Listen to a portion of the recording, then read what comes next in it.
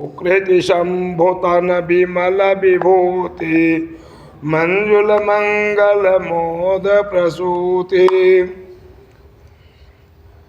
कल हम लोग कर्म योग और ज्ञान योग के बारे में जानकारी प्राप्त किए थे। आज उससे आगे हम लोग आगे की जानकारी प्राप्त करेंगे।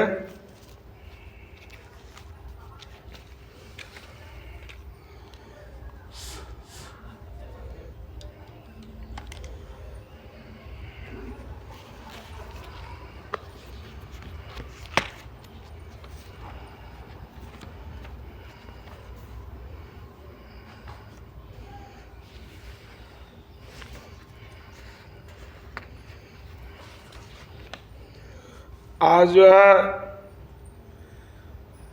पंचम अध्याय 5वां अध्याय में हम लोग जानकारी प्राप्त कर रहे हैं। अर्जुन पूछते हैं कृष्ण से, संन्यासं कर्मणा कृष्ण पुण्य योगे च संससि अश्रेयतयोरोक्तं तन्मे ब्रूहि सुनिश्चितम्। हे कृष्ण, आप सभी कर्मों को त्याग का उपदेश देते हो, कभी कर्म करने के लिए कहते हो। इन दोनों में जो श्रेष्ठ है उसको निश्चय करके आप मुझसे कहिए।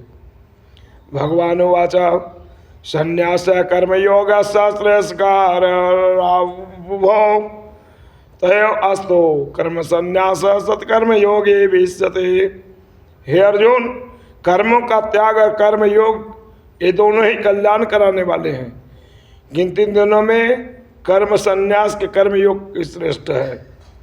अर्थात संन्यास से कर्म करने वाला योगी श्रेष्ठ कहलाता है।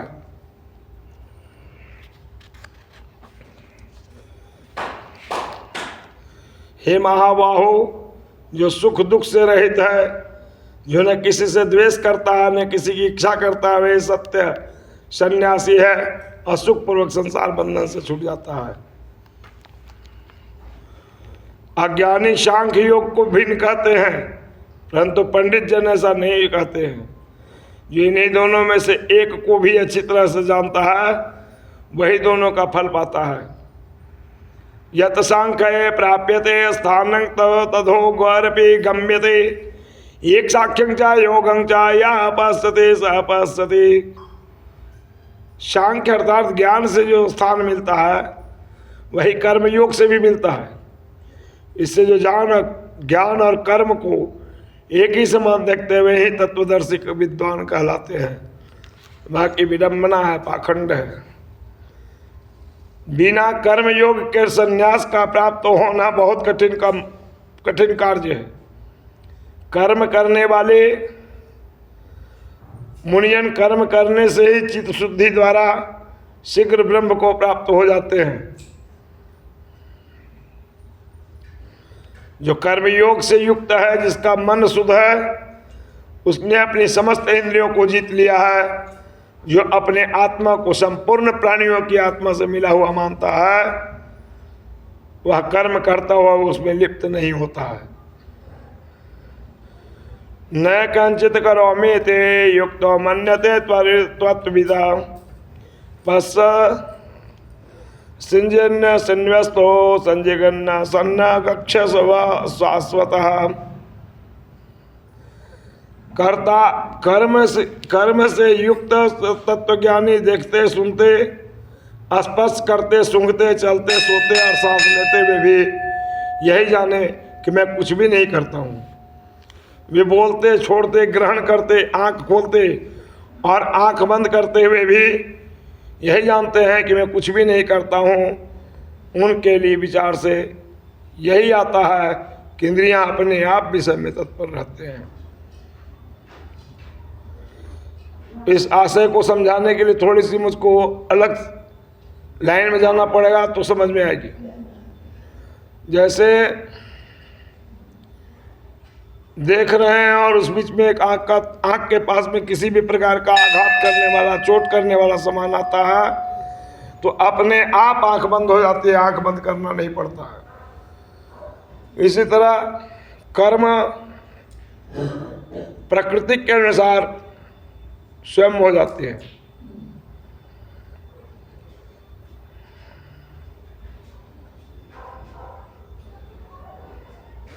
जो अपने कर्म को ब्रह्मा को अर्पण कर देता है,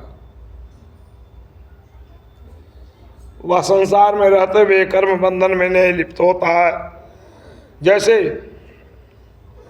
जल में कमल का पत्ता, कमल का फूल रहता है, लेकिन जल उसको नहीं भिगाता है, उसी तरह से फल की इच्छा त्याग कर कर्म जो करता है वह श्रेष्ठ योगी है।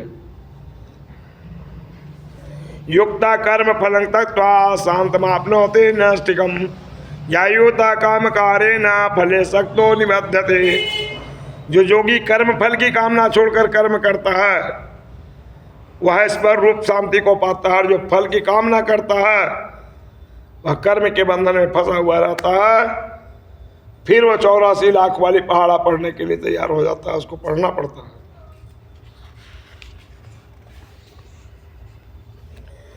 जितेंद्रिय पुरुष 9 इंद्रियों वाली देह में मन से संपूर्ण कर्मों का त्याग कर सुख से रहता है। वह ममता के अभाव ने स्वयं को कुछ करता है, न अन्य से कुछ करवाता है। न कर्तव्या न कर्माणि लोकः सृजते प्रभो न कर्म फल संयोगे स्वभावस्तो प्रवर्तते। प्रभु इस जीव के न कर्तापन, न कर्म, न कर्म फल को उत्पन्न करता है। इन सब को रचने वाली प्रकृति है, अर्थात जीव पूर्व जन्म के कर्मानुसार अगले जन्म में स्वाभाविक रूप से अपना कर्म करता है।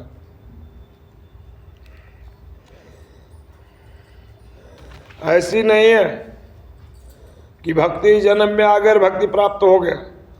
भक्ति प्राप्त करने के लिए पूर्व जन्म का भी कुछ कुछ शेष रहता है, उसके अनुसार मनुष्य कर्म करता है और भक्ति में लीन होता है।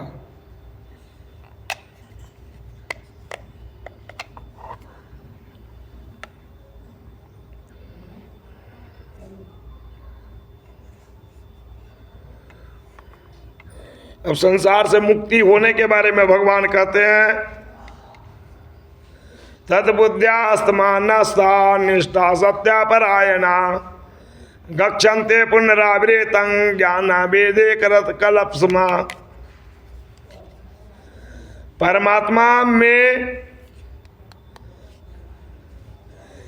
परमात्मा में ही जिनकी बुद्धि और परमात्मा की कृपा रूप ज्ञान से जिनके पाप नष्ट हो गए हैं वह संसार बंधन से मुक्त हो जाता है।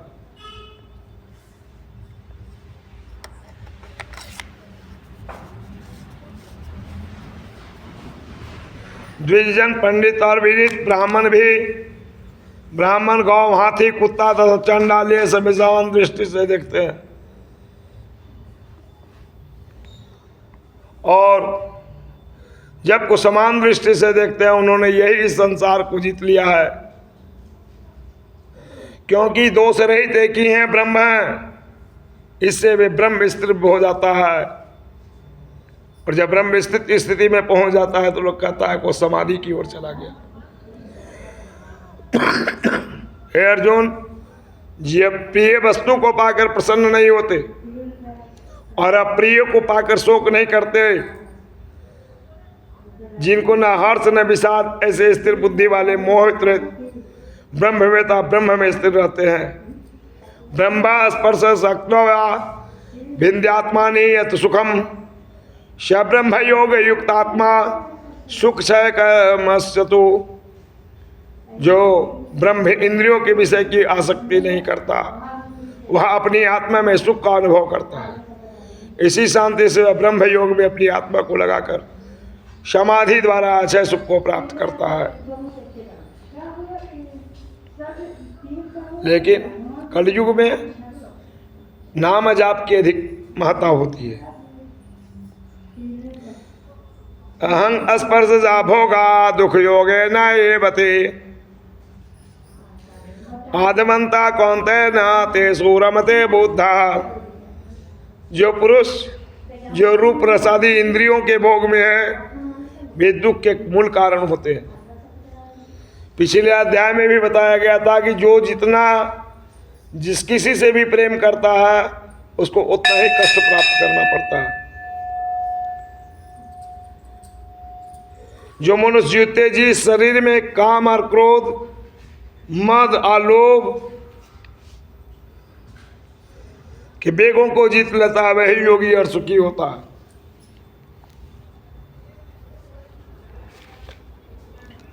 जो अपनी आत्मा में सुख पाता है, अपनी आत्मा में परमता है, जिसके अंतःकरण में निर्वाण पद का प्रकाश है, वह योगी ब्रह्म रूप होकर ब्रह्म में निर्वाण पद को प्राप्त होता है।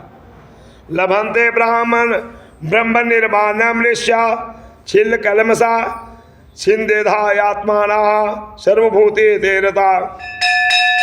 जिनके पाप छीन है, जिनके दो भाव नहीं है, जिन्होंने अपनी आत्मा को अपने बस में कर रखा है, जो सब प्राणियों की भलाई चाहते हुए योगी निर्वाण पद को पहुंचता है। ऐसा नहीं कि जटा बढ़ा लिए, रंगीन कपड़ा पहन लिए, जंगल में रहना शुरू कर दिए, एक टाइम खाने लगे तो मुक्ति मिलेगी, नहीं। जो काम क्रोध रहित है, वेद शास्त्र के बताए हुए संयम नियम से रहते हैं, जिसने अपने मन को वशीभूत कर लिया है, जीत लिया है,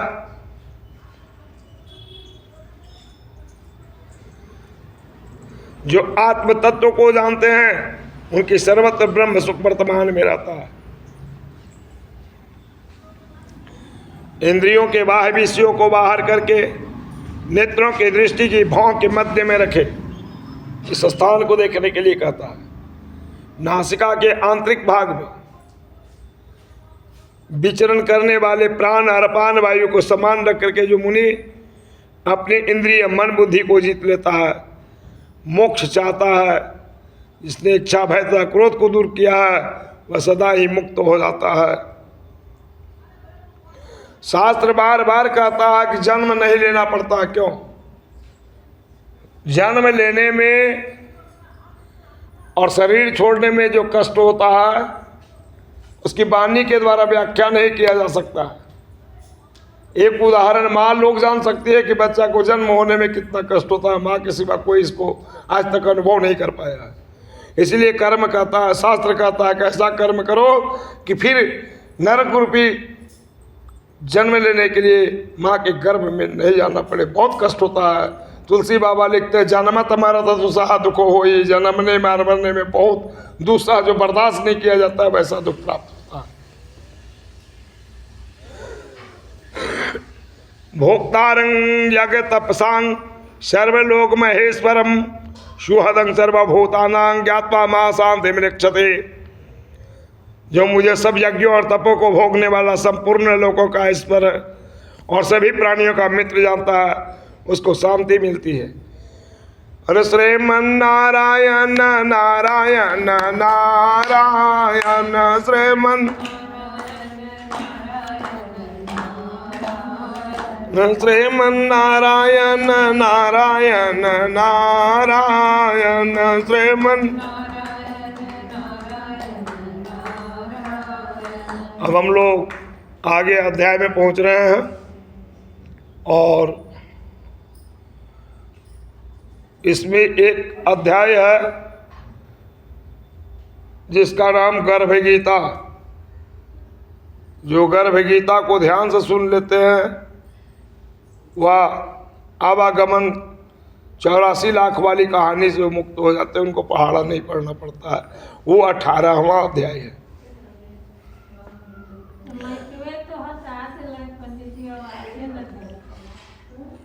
करवा माइक नहीं तो अनाश्रिता कर्म फलम कार्यं कर्म करोति यह सन्यासी चा योगी चा निरग्नि चा क्रिया। जो कर्म के फल की इच्छा को छोड़ करके नित्य नैमित्तिक कर्म करता है वह सन्यासी और योगी है। जो केवल अग्नि का त्याग कर देता है वह सन्यासी नहीं है। इसी प्रकार केवल क्रियाओं का त्याग करने वाला योगी नहीं होता।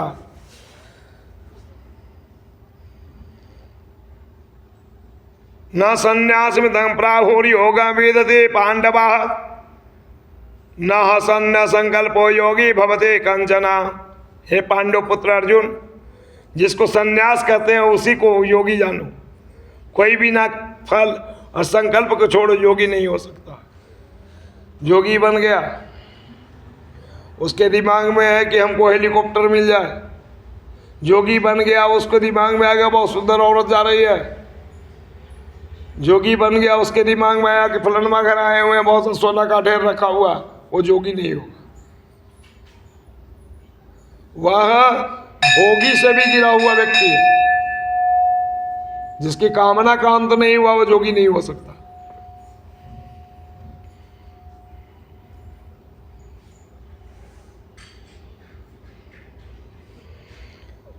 आरुरुक्ष मोक्ष योगे कर्म कारण मोचते योगारूढ़ सामंकरण मोचते। मुनि को योग की प्राप्ति कराने में कर्म ही कारण होते हैं। निष्काम कर्म करने से योगी मार्ग में आरूढ़ मनुष्य को शांति मिलती है।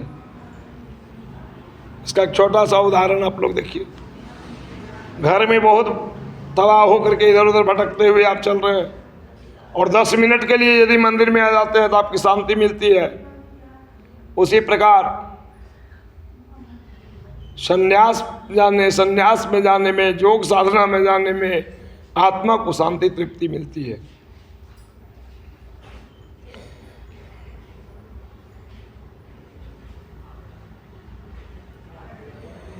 अब योगी होने का कुछ लक्षण आप लोगों को बतलाया जा रहा है, जो योगी का क्या क्या लक्षण है। यदा ही निंद्रियार्थेषु कर्म स्वनोच्यते सर्व संकल्प सन्यासी योगारूढ़ उच्यते। जब मनुष्य इंद्रियों के रूप प्रसादी विषयों को कर्म में आसक्त नहीं होता, संपूर्ण फल और संकल्पों का त्याग कर देता है, तब यह योगारूढ़ कहलाता है, वह योगी कहलाता है।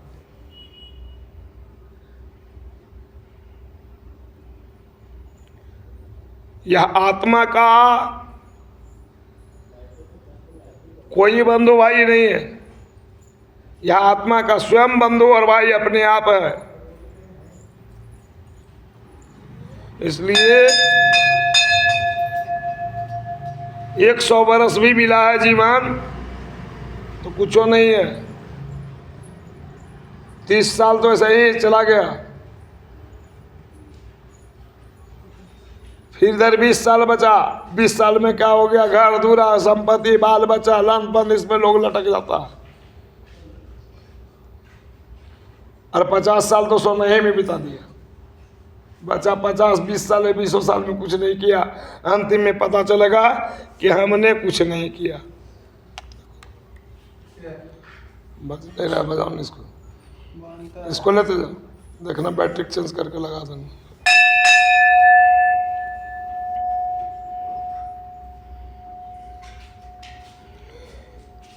बंधुरात्मा मनस्तस्य यो नावेत्वात्मनाजिता अनात्मस्तो शत्रुत्वे वर्तेतामेवा शत्रुवता।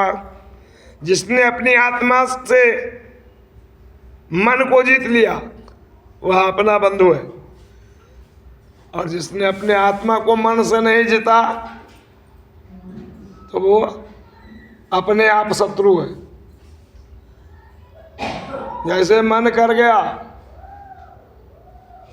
कि बहुत सुंदर ये स्टैंड है, इसको ले जाएंगे 100, 200, 500 को मिल जाएगा। अब मन के बहकावे में आके इसको उठा करके ले गए तो मेरा शत्रु कौन हुआ? मन हुआ, गलत हमसे करवाया।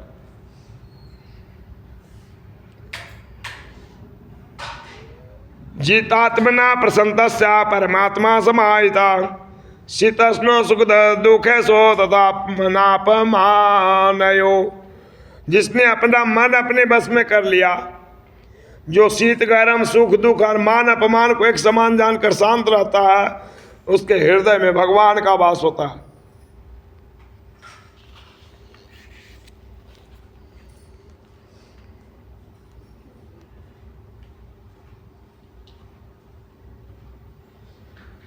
जिसकी आत्मा ज्ञान से संतुष्ट है, जिसका मन स्थिर है, और जिसने इंद्रियों को जीत लिया है, जो संपूर्ण सोना और पाषाण, सोना और पत्थर दोनों को समान समझता है, योगी युक्त भगवत प्राप्त कहलाता है। उसे किसी चीज की कमी नहीं रहती है। जो सुहृद मित्र शत्रु उदासीन द्वेषी बंधु वर्ग पापियों को एक समान देखता है, वह योगियों में श्रेष्ठ है। ऐसा नहीं कि आज हमारे से कुछ बातचीत हो गया तो ले पक्का दुश्मन बना दिए, नहीं। संत का मतलब होता है कि अगर दुश्मन भी है तो उसकी भलाई चाहेगा, वो संत है। अब जो है मैं आप लोगों से हाथ जोड़ करके बोल रहा हूँ, आप लोग जोगी मत बनिएगा। जोगी बनाने का संन्यास बताया जा रहा है, इस चैप्टर का नाम ही है संन्यास। जनक के तरह घर परिवार में बैठते हुए रहते हुए मैं जोगी बनिए, सबको लेके चलते हुए जोगी बनना।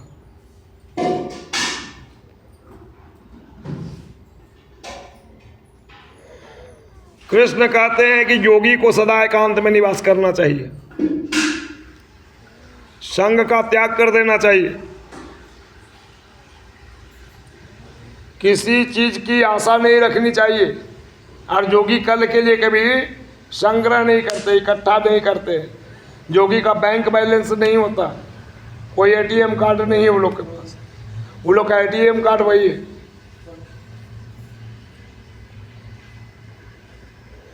योग साधना के लिए सुंदर पवित्र भूमि में न बैठना चाहिए, न बहुत ऊंचा हो न नीचा हो। आसन के बारे में कहते हैं मृग का आसन, मृग चर्म का आसन, वो भी नहीं मिले तो कूस का आसन, वो भी नहीं मिले तो कंबल का आसन। बिना आसन की पूजा अधूरी होती है, इसलिए बिना आसन की पूजा नहीं करनी चाहिए।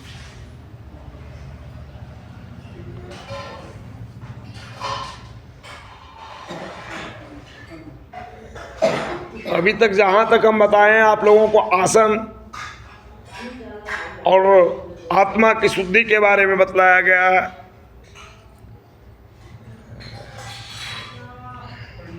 शमंकास्य ग्रीवोयाया धाना चलाय निस्तरा स्थिरा संप्रेक्षण सकाग्रे स्वादिशा नाचर लोकयना। आसन लगा कर बैठ जाएं, देह सिर और गर्दन को सीधा रख करके इधर उधर नहीं हिलाना। अपनी नासिका के अग्रभाग को सदा देखता रहे, उसकी दृष्टि को कहीं नहीं भगानी चाहिए। मन को शांत करे, निर्भय हो, ब्रह्मचर्य में स्थिर रहे और जपा जाप नाम का जाप करे। आज जपा जाप भक्त आप लोगों को बतला रहा हूं, उसका नाम गायत्री मंत्र है।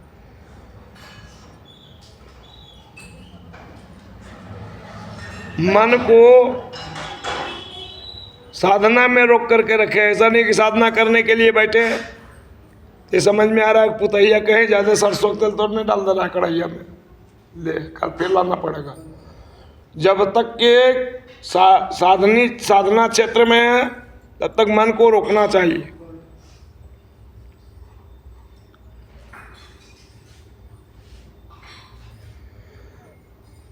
आगे भगवान कहते हैं कि इस प्रकार से यदि मेरी साधना की जाए तो मैं निश्चित उस भक्त को किसी भी युग में प्राप्त हो जाऊंगा।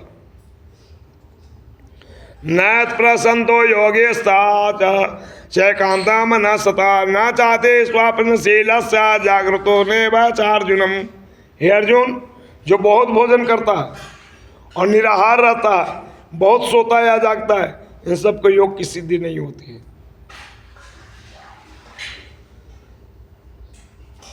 जो मनुष्य आहार विहार प्रमाण से करते हैं, कर्म भी प्रमाण से करते हैं, जो प्रमाण से जागते और सोते हैं, उन्हें दुखों की दूर करने वाले योग सिद्धि होता है।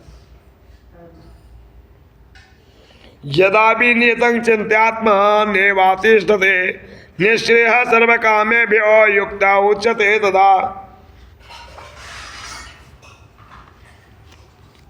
जो अपनी आत्मा से ही चित्तवृत्तियों को रोक लेता है और संपूर्ण भावनाओं को छोड़कर निष्क्रिय हो जाता है, तब वह योगारूढ़ कहलाता है।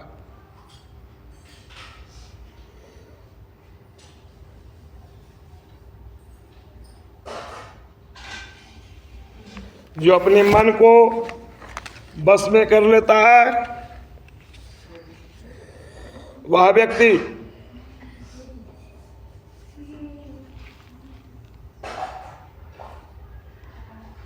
वैसे रहता है जैसे खुले में दीपक रखा हुआ है, जलता हुआ दीपक, फिर भी हवा उसको नहीं बुझाती है।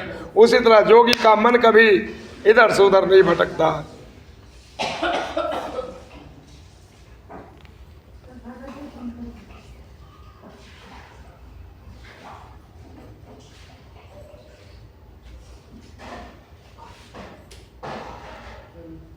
और जब ये आत्मा को बस में कर लेता है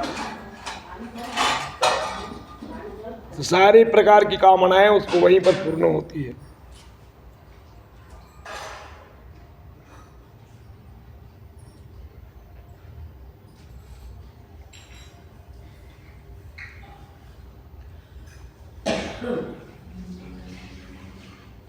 योगी को न सुख की जरूरी है, न सुख में वो खुश होता है, न दुख में दुखी होता है, न मिलने की उसकी आशा है और न ही जाने की उसकी आशा है।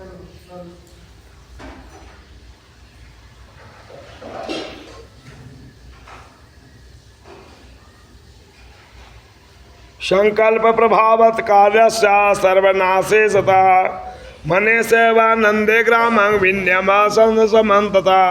संकल्प से उत्पन्न होने वाली जो कामनाएं हैं उनका पूर्ण त्याग करके इंद्रियों के विषय में मन को रोककर योगाभ्यास करनी चाहिए। स्नेह स्नेरूप भेद बुद्ध्या धृति गृहति गृहतितया आत्मसंस्थं मन कृत्वा न कंजते विचिंतयेत्। धर्म युक्त बुद्धि से मन को धीरे धीरे आत्मा में लीन करे, अप्रब्रह्म के पर ब्रह्म के अतिरिक्त किसी वस्तु का चिंतन नहीं करे। आप लोगों को इसके आगे बतलाया जाएगा। जितने देवता का पूजा करते हैं आप लोग, करते किसको है पूजा, वह आगे आप लोगों को एकादश अध्याय में बतलाया जाएगा।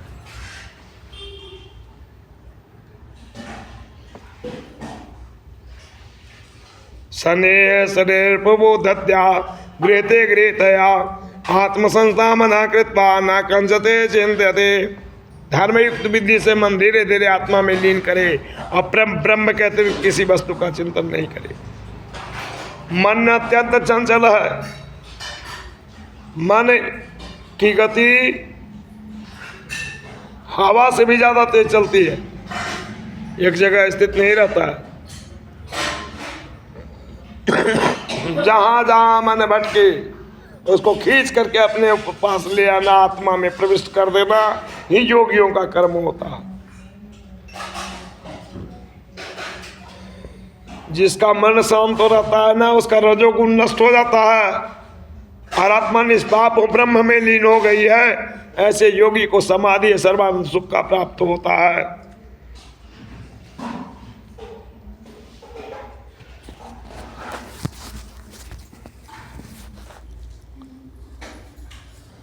इस प्रकार पाप रहित होकर आत्मा में योग को लगाए रहने वाला योगी सुखपूर्वक बिना परिश्रम ब्रह्म सुख का अनुभव करता है।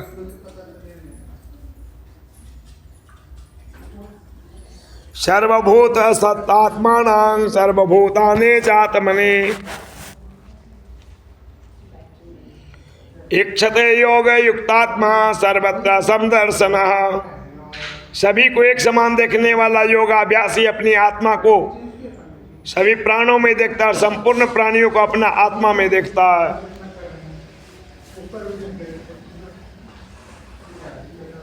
सभी प्राणियों के मेरे में देखता है, जिससे मैं अदृश्य नहीं रहता हूं और वो मुझे अदृश्य नहीं रहता है। सर्वभूत स्थितंगो मां भजते काम स्थिता सर्वथा वर्तमानो अपि स योगी मयि वर्तते। संपूर्ण प्राणियों में स्थित मेरे जो अभेद बुद्धि से भजता है, वह चाहे सब कर्मों को करे अथवा न करे, जिस भांति इच्छा कर रहा हो वह मुझसे अलग नहीं है। हे अर्जुन, जो संपूर्ण प्राणियों के सुख दुख को अपने समान जानता है, सबको एक समान देखता है, भाई योगी सबसे श्रेष्ठ है। अर्जुन वाचा यो येयं यगस्तभ्या प्रोक्ता साम्येन मधुसूदन इतः न पश्यामि चंचल वातस्ते स्थिराम। हे मधुसूदन, आपने योग का मार्ग बतलाया है, सबको समान भाव से देखे, परंतु अपने मन की चंचलता से समझता हूँ किस प्रकार का योग बहुत काल तक स्थिर नहीं रह सकता है। मन बड़ा चंचल है, देह इंद्रियों को क्षोभित करने वाला बड़ा बलवान और दृढ़ है। इस मन को रोकना मेरी समझ में इतना कठिन है जितना वायु को रोकना, जल को गूंथना और मृत्यु के बारे में बताना। भगवान उवाच असंशय महाबाहो मनो दोनों गृह चलम अभ्यासे न तो कौन्तेय वैराग्य जागृह्यते। हे महाबाहु अर्जुन, निसंदेह मन बड़ा चंचल है, यह रुक नहीं सकता, परंतु हे कौनता है अभ्यास और वैराग्य से उसका निग्रह हो सकता है। यह मेरा मत है कि जिसका मन बस में नहीं है उसके लिए योग साधना कठिन है, परंतु जो जितेंद्रिय यत्न करने से योग साधना कर सकता है। अर्जुन उवाच यति श्रद्धा योपेतो योगा चित्र मानसा अप्रयोग संसिद्धिंगा का गति कृष्ण गच्छति। हे कृष्ण, जो प्रथम श्रद्धापूर्वक साधन में प्रवृत्त हुआ, पीछे ठीक उपाय नहीं कर सकने से अभ्यास में शिथिल हो गया, इसका कारण उसका योग से मन जो है चलायमान हो गया,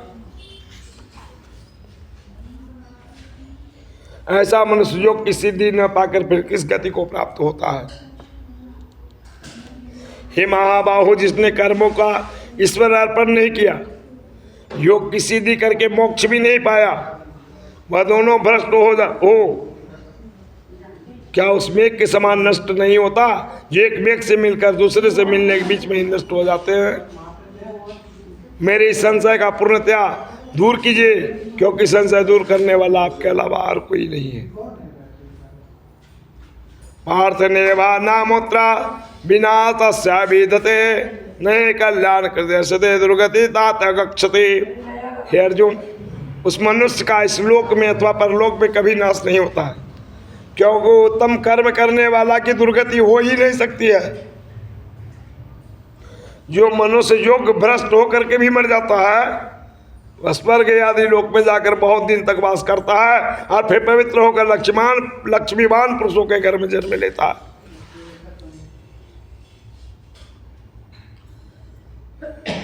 और योग भ्रष्ट व्यक्ति अगले जन्म में बुद्धिमान योगी के कुल में जन्म लेता है, ऐसा जन्म लोक में दुर्लभ है। तत्र तंग बुद्धि संयोगं लभते पार्वदेकम यदते चा ततो भूया संसिद्ध्यो कुरु नंदन।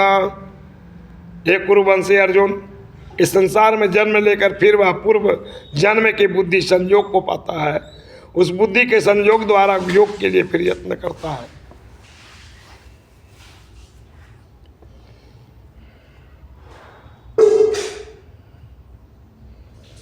पूर्व जन्म के योगाभ्यास के कारण परवश होकर के भी वह योग सिद्धि में तत्पर हो जाता है। योग स्वरूप को जानने की इच्छा करने वाला योग को नहीं पाता, किंतु वेदोक्त कर्म फल से अधिक फल पाकर वह मुक्त हो जाता है। प्रयत्नाध्यामानस्तु योगे संशुद्धे केलविषा अनेक जन्म संसिद्धास्तो याति परागतिम। जो योगी इस प्रकार का यत्न करता है उसके सब पाप दूर हो जाते हैं। इस बात ये अनेक जन्मों में योग की सिद्धि पाकर प्राणी परम गति को पाता है। तपस्वियों से, ज्ञानियों से, कर्मनिष्ठों से भी योगी श्रेष्ठ है। इससे हे अर्जुन, तुम योगी है। योगी नाम पे सर्वेषां मदेगतांतर आत्मना श्रद्धा भवजते यामासा युक्तात्मो मतः। समस्त योगियों में जो श्रद्धा पूर्वक मुझ में चित्त लगाकर मेरा भजन करता है, योगी मुझे सर्वश्रेष्ठ मान्य है। प्रेम से बोलिए कृष्ण भगवान की। तो मैं कथा 2 अध्याय तो पहुंच गया हूं, और आज तक अब जितने भी भागवत सुनने गए हैं, जितने भी हमारे गुरु भाई लोग हैं या गुरु जी हैं, तो उनका कहना है कि राधा का नाम लेने से कृष्ण वहाँ पर आते हैं। तो हम लोग छोटा सा एक राधा रानी का थोड़ा सा भजन करके और कथा को यहीं समापन करेंगे। अरे राधे के नाम